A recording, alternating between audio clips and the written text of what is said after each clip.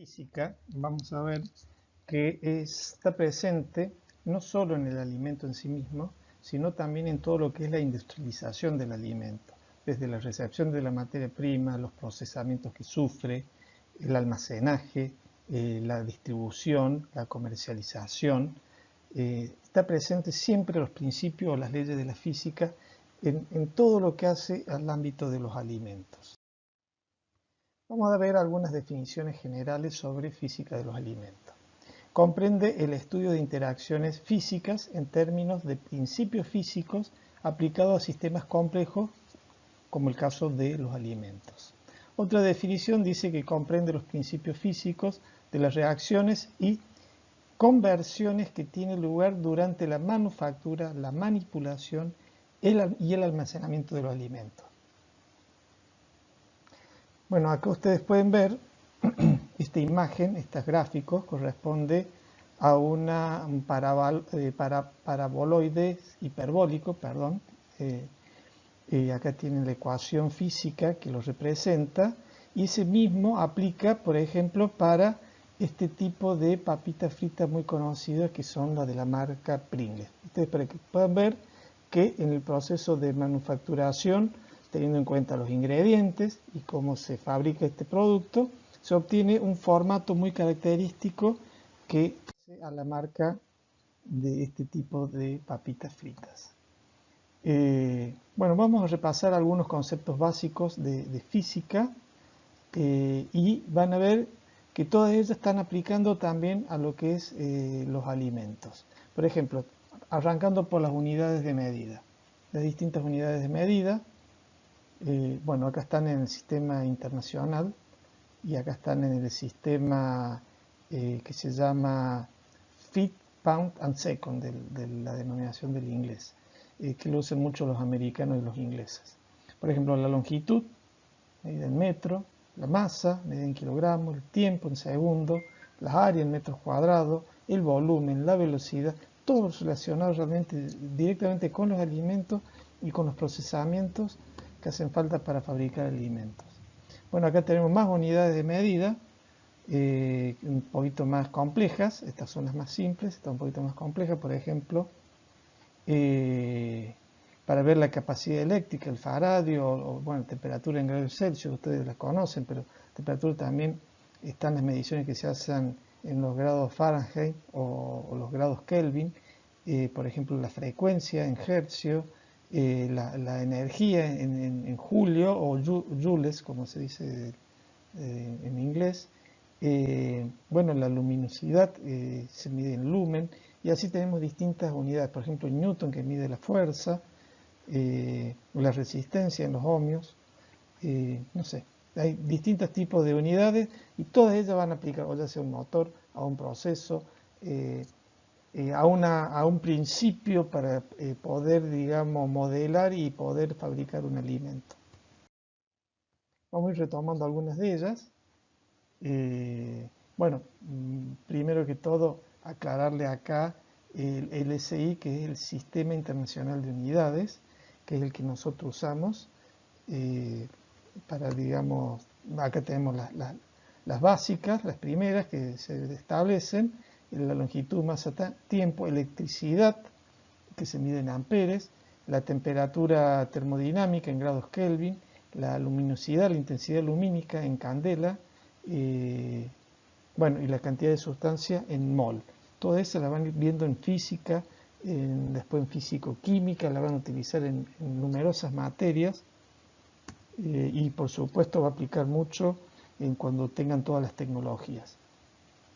Para aclarar algunos conceptos que aparecen acá, por ejemplo el ampere, que mide la unidad de medida de la corriente eléctrica, se utiliza para medir la intensidad de la corriente eléctrica. Bueno, acá hay toda una descripción muy detallada de cómo es la definición, porque hace referencia, digamos, a la intensidad de corriente eléctrica constante al fluir por dos conductos paralelos de una longitud infinita, situados en el vacío y separados entre sí a 1 metro.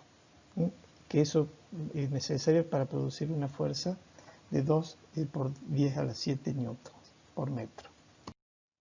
Son definiciones muy físicas que ya las van a ver en física. Tienen física 1 y física 2 en primer año, y ahí van a ir retomando todos estos temas.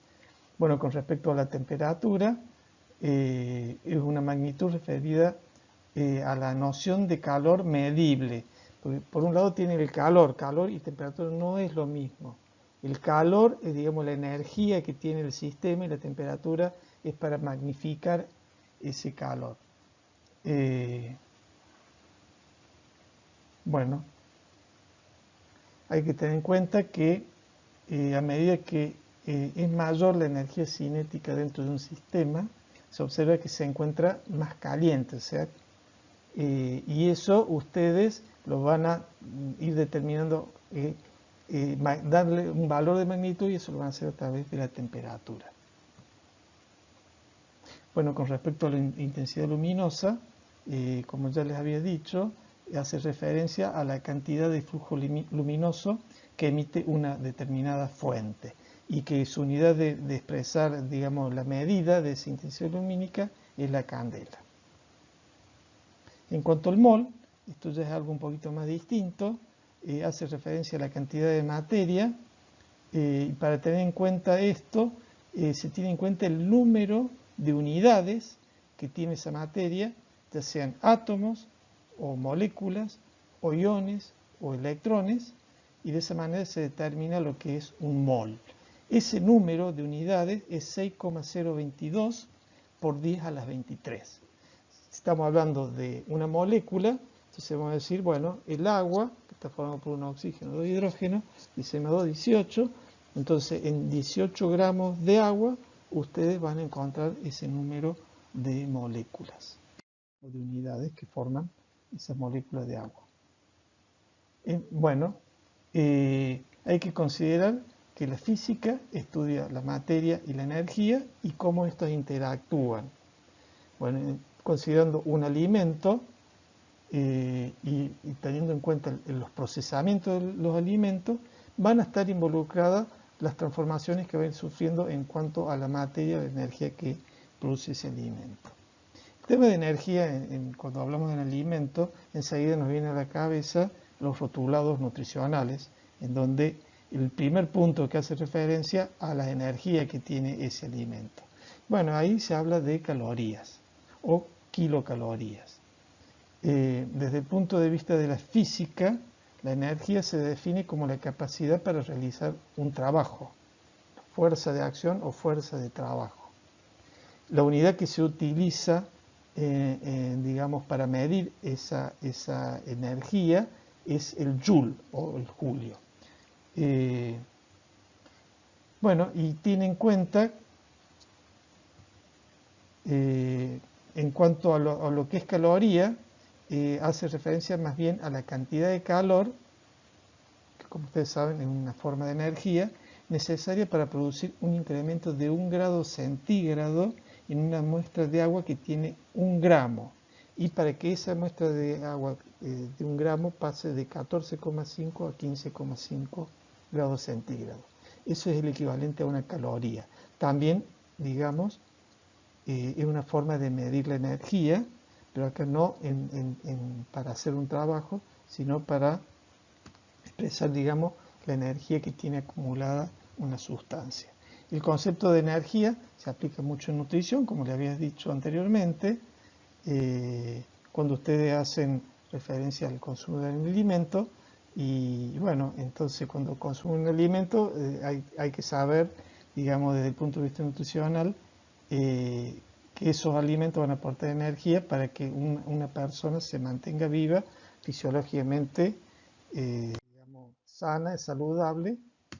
Entonces eso ahí interesan las calorías de los alimentos. Bueno, entonces acá nuevamente lo mismo, es la energía obtenida en los alimentos, que se utiliza para poder llevar a cabo las funciones relacionadas al metabolismo, actividad física y la reparación del cuerpo y de los tejidos en general. Es una definición de energía para alimentos aplicada en la nutrición. Haciendo relación entre las unidades de medida de energía, hay, digamos, en cuanto a joules y calorías, una caloría equivale a 4,2 joules.